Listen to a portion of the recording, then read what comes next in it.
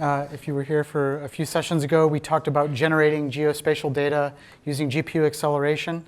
I want to talk a little bit about digital twins and OpenUSD and Omniverse, a platform that we're building to help build these digital twins. Digital twins are a passion of mine. About 25 years ago, I worked on human anatomy digital twins. So this is maybe not what you think about when you think of digital twins, but this is computer graphics of internal anatomy where you could clip and cut and cauterize. So if any of you feel like your gallbladder is a little bit sore, I've had some sim time. I could probably help. I feel steady today. I feel steady. So that's not what we're talking about with digital twins here. And for those that weren't in the last session, just to describe a little bit about what NVIDIA works on.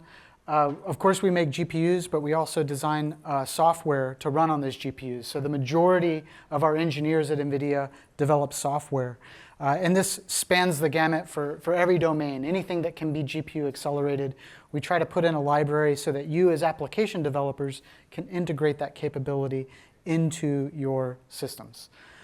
In particular, we have a focus on AI at NVIDIA. And where we're headed is into the realm of physical AI, where we embed and embody AI in physical systems that interact with the real world. And if we're going to develop these systems, it's critical that we have digital twins that reflect the reality of the real world so that we can both train these autonomous systems and validate that they're going to do the right thing. And so we kind of visualize this as a three-computer model at NVIDIA. So a lot of people, when they think about physical AI and compute at the edge, they may think about the robotics system, the computer that runs at the edge. And we have like a Jetson. It's a little credit card-sized computer that runs in devices from sea to space, running these AI models. So you might think about that computer when you think about robotics. But really, there's upstream of that. You have to have a system to train that AI, and that's a wholly different compute architecture. And that would be like a DGX or a supercomputer. So these are much larger compute challenges, training the AI versus perhaps inference at the edge. But beyond that, we need a system to create the training data and to validate the AI systems, and that's where Omniverse and OpenUSD come into play. And so what this really all comes down to is that we've discovered over years of building simulation systems that there are some kind of core components and ideas, technologies that come up over and over and over again across many scales when building digital twins from factory to space. And so at NVIDIA, over the course of years, we've baked a few cakes. And in doing that, we've realized these are the ingredients that are pretty typical and the ones that can be GPU accelerated and bring value. So that's really what Omniverse is focused on, are these core component technologies that come up over and over again. And so I put together a little video montage that highlights some of these use cases from small scale to large scale. We'll just talk through them really quickly. So think factory scale. This is product development. There are many applications that come together to build a digital twin of an environment like this. Omniverse facilitates the communication of all of those applications. City-scale digital twins are used for things like sensor and signal processing, in this case 5G propagation modeling. In this case, we've built a USD city-scale model, and Ericsson does 5G propagation modeling to simulate how signals are bounced around in this environment. They can optimize tower placement in a simulation rather than performing this all in the real world. So a perfect application of a digital twin that's geospatial in nature. Beyond this, we actually use it for our own use case. So I'll talk about this one in a little while. DriveSim is used to help us with our autonomous vehicle efforts. And here you can see synthetic data generation, but we also do validation, where the vehicle is basically like in a flight simulator and a medical simulator, presented with many different conditions with lots of different sensor types that drive that autonomy. So whether it's visible spectrum, IR, radar, LiDAR, you name it. We have others that do larger scale digital twins. So this is Lockheed Martin built a cognitive mission manager for forest fire prediction modeling using AI. So that's kind of like state scale, if you will. And that's so they can learn to deploy resources in the right place. MITRE goes underwater. And so they're using digital twins with Omniverse to enable underwater autonomy. And then beyond that, we go global scale. So we have an effort at NVIDIA called Earth 2, where we're looking to do global scale climate and weather simulation at a very fine level of granularity, sub-kilometer. And then we've done digital twins to go to space. So we've worked with Epic and Unity and others to build a co-simulation system that coordinates multiple applications, because our belief is that there's not one single application that does all things digital twin related. We need a way to connect this ecosystem of tools. Oh, by the way, we're going to the moon again, South Pole this time. And there are craters on the South Pole in which sunlight never reaches. And so there need to be sun studies, lighting studies for the astronauts to learn what to do. Digital twin of the moon. Who would have thought? And Cesium supports the moon now, so that's cool. Okay, so with all that in mind, what is Omniverse? Omniverse, as I said, is a collection of APIs, microservices, and an SDK that can be used to either create like bespoke applications that use some of these capabilities, but more so the emphasis is on lower level APIs that you can integrate into your own applications. So whether it's reading and writing USD, which I'll explain in a moment, or visualizing a complex scene using different sensor simulation models, or doing physics simulation, those are all things that Omniverse allows. So don't think of it as the cake, think of it as the ingredients or the Legos, not the Millennium Falcon. And then with USD and Omniverse, there's a massive ecosystem of applications that now have native USD support and allow this communication that I've shown a number of examples of for data to freely flow between simulation systems. And it's really quite a wide variety of domains. So if you work in one of these domains, there's a connection to this ecosystem using Omniverse and OpenUSD. And we're increasingly seeing large ISVs. A great example was Siemens, which I'll show in a little while. They have a PLM system called Teamcenter where they build very complex systems using Omniverse and visualize these massive scale models. So let's talk briefly about OpenUSD. So if you're not familiar with USD, it actually came out of Pixar. They had a problem, a challenge, where they have many different artists using a massive wide array of 3D tools. And moving data between those applications would require format conversions of that 3D data. And inevitably, there's loss in translation. So they invented USD to kind of act as a superset, an aggregation format where all of the information across all the formats they use could reside in a single place. And then you still use the native formats of the application. You translate to and from USD. You can kind of think of it as in the early days of the internet, we had these different islands, like AOL and CompuServe. But then HTML came out, and that allowed multiple systems to connect and share data. So you get multiple browsers all looking at the same kind of web page. Think of USD as like the HTML of virtual environments. So if you want to know more about USD, first off, there's an alliance for OpenUSD that defines that standard. If you're interested in driving that standard forward in the domain that you're interested in, there's an opportunity to contribute to the schemas that define USD and its metadata. Also, at NVIDIA, you can go and take all these free courses to learn USD. There's a whole learning journey from the basics to advanced topics. I encourage you to check that out. It's really, really cool. So that's USD. If you want to develop building on these Omniverse building blocks, there's a few different ways that you can do that. There's an SDK for building simple applications with Omniverse extensions, but there's also these lower level APIs. So if you have an existing application that you want to inject one of these capabilities into, that's possible using one of these mechanisms. And then some of those APIs, they've been embedded into microservices. So this is kind of the way forward for many applications, is to rather than have a monolithic application, you have lots of individual applications communicating together through open APIs. And so I'll show some examples of that in a moment. If you're interested in the Kit SDK, I've got a QR code link there for it. It's got interfaces for Python and C++, which is awesome. I showed code in the last presentation. I'm not going to show you any code this time. So sorry. So some examples. MITRE, they're doing underwater autonomy.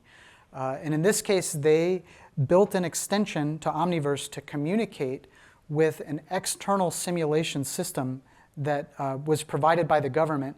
It was called Bellhop, and it did sonar modeling. So sonar modeling wasn't part of any kind of interactive visualization capability they had. So they wrote a connector to Omniverse that allowed the bathymetric data represented in USD to be exported in real time to the format that Bellhop required. They'd invoke this command line tool and then wait for the returns, load them back as a point cloud, and visualize them in Omniverse, making it an interactive process. They also used FVDB, which you just heard about, to do underwater simulation based on the salinity and the temperature of the water. This is a whole other simulation system to manage the buoyancy of that craft. This is something that, again, is a totally different application, but they can all be tied together, again, using a common language to describe that virtual environment and visualized in kind of like a single pane of glass, if you will. So I really like that example. MITRE's really pushing forward and using these technologies across the board for GPU acceleration and AI-based physics simulation. I mentioned these APIs have been wrapped into microservices. And so an example of that is our sensor API, which allows you to have a sensor view into one of these virtual environments. And so what might you use one of these APIs for, this microservice for? Well, I mentioned one example already, which is our own internal use case called DriveSim. And you can think of DriveSim as this hardware-in-the-loop simulator. On the right is the computer that runs the autonomy stack that would sit in the trunk of a car, right? On the left is an Omniverse computer that's running a simulation, and we can stimulate all the sensors that would normally be connected to the real world, kind of like the Matrix in reverse. We've put the robots in the Matrix, which is, I think, a better arrangement. And so the reason we want to do that is that if you're going to get an autonomous vehicle, you want to know that it's experienced all the things that that car might experience. It needs to drive billions of miles. And so we're able to do that. We build a digital twin of these virtual environments, real-world locations, and we use that to both create synthetic training data that can train the perception models. So for that, you need photorealistic rendering and labeled output. Interestingly, you can label things that a human might not have been able to label in data. Things like the depth of each pixel or the speed of objects in that scene. All very important if you're trying to develop AI-based models to perceive those things. All the different weather conditions can be created, in addition to different sensor models. So I mentioned LiDAR and radar. So it's not all about visible spectrum when we talk about autonomy and digital twins. If you've been in Pennsylvania driving around, you've likely encountered deer on the side of the road. Good thing to simulate. That might be something your AV would encounter. Or driving at night, hopefully without the police in the scene. But there they are. So that's DriveSim. Another great example of building large-scale digital twins is work that we do with PLM systems like Siemens Teamcenter. So these guys, their applications are used to make really massive scale models, things like entire ships that are composed of millions and millions of components, billions of polygons. By the way, I love polygons. It's why I'm at NVIDIA. Love to render them. But in any case, here you see these super, super complex models. And traditionally, a tool like Teamcenter would only be able to visualize small sub-assemblies of a model like this. They've integrated the Omniverse visualization engine to be able to render these huge USD scenes that are composed of every component undecimated within this environment. So millions and millions of polygons, billions in the scene. And it's all physically based rendered using ray tracing, which is a really amazing technique that the cost of ray tracing does not scale with the complexity of the scene. So you can have these really, really complex environments. But it's not just about visualization, it's simulation as well. So they have CFD tools that operate on that same data. Again, we now have a common language to allow these multiple simulation systems to function together. Many, many other examples of building these kinds of digital twins. We have a website called build.nvidia.com where you can download blueprints that do things like CFD analysis. Let's say you want to integrate a physics-based AI model, a surrogate AI model for CFD with your 3D models, or you want to do a digital twin of a data center, or you want to do a digital twin of a fleet of robots in a factory. We have blueprints, these are not products, they're like example recipes for how to use these ingredients. And then you can go and customize them based on your workflow. This is one you can go play with on the website. You can modify the vehicle. Normally doing CFD analysis like this is not an interactive process. You would run this offline in a compute cluster, whereas now you can interactively make modifications to that model, again in USD, and see the CFD run in real time. That's a surrogate AI model for CFD, which is an increasingly important part in building digital twins. So you have to have the virtual environment in order to create these AI-based models, and that's where USD comes in. And in this case, Omniverse is being used as kind of a visualization front end of that simulation. And it's streamed into a web browser. So I encourage you to check that out. And then the final example, which you may have seen already, I've shown it before here, is Cosmos. So this is a world foundation model that we've built. We've trained a model on about 20 million hours of real-world video in the world. And the idea here is that in order to train these autonomous systems, it's not enough just to have computer graphics. We need to scale out with the number of examples that we train these perception models with and validate them with. And so we have a model now that can translate between different kinds of input, even low resolution, as you can see kind of in the top, and then translate that into photorealistic output given a text prompt of how you want that to appear. So imagine taking a game engine or Omniverse or like whatever you're rendering with and not really having to worry about all of the photorealistic properties like lighting and materials. Just render basic shapes. And then you can allow an AI model to infer what the physical world should look like. And now you have an amplified training data set for perception models and validation. To me, this is super exciting, but also super sad, because I spent my entire career trying to figure out how to make pixels look realistic, and it's all been now replaced by an AI. So very exciting. Yeah, what more can I say about that? So yeah, this is a great example, like just pastel shaded input, and then all these different kind of physically based realistic outputs. And you can take that model if you have your own video that you want to fine tune Cosmos with. You can come and train it with your own data. And there's examples of folks that are doing like drone development, for example, or autonomous aircraft. There may not be a lot of training data in our data set for that, but they have it, and they can fine tune that model and create better output. So with that, time for a question, maybe not sure. Thank you, appreciate it. Big applause, please, for him.